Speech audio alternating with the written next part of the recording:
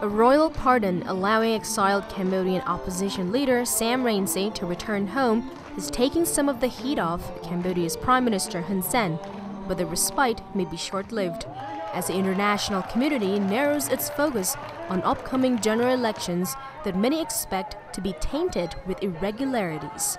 The 64-year-old charismatic leader of the Cambodian National Rescue Party, Sam Rainsy, will still not be able to contest in the elections in spite of his attempt to please the election committees and lawmakers. Rights groups are concerned that Hun Sen's administration and his ruling CPP will continue to use the courts and other tools to intimidate Sam Rainsy and other opponents in the elections. According to Phil Robertson, the Deputy Director of Human Rights Watch's Asia Division, no one should be fooled that the return of Sam Rainsy means that Cambodian elections will be free and fair. There are major problems in the electoral system that could deny Cambodians a credible vote.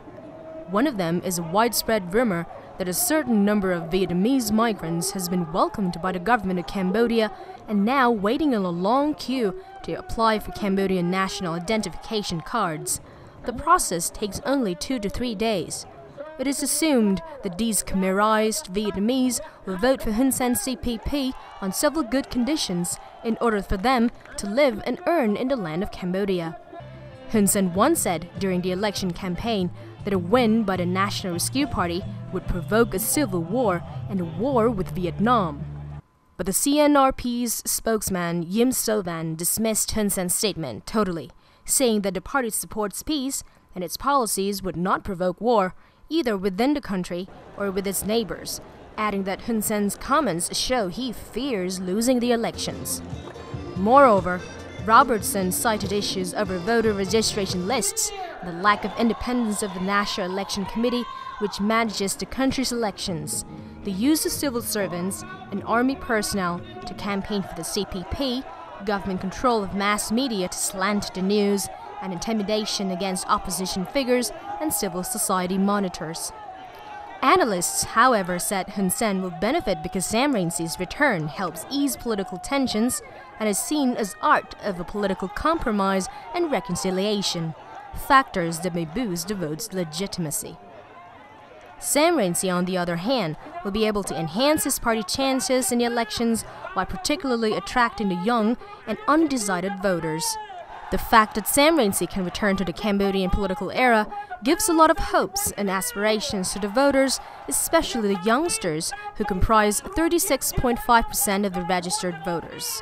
From the business and investment perspective, there are no signs of reluctance on the part of foreign investors to expand their businesses and investments in the country. Most are still confident that peace and stability will be maintained, and political and economic reforms will continue to deliver results. The local business community, it is still believed, generally prefers to see the maintenance of the political status quo. Yet, the next government will need to deepen public administrative reforms with concrete development policies based on the principles of inclusiveness and sustainability. To realize this vision to be a middle-income country by 2030, the new government will also need to support strong and responsive public institutions, a resilient private sector, and an engaged civil society. If held freely and fairly, the election process will contribute to peace, stability, and continued development in Cambodia.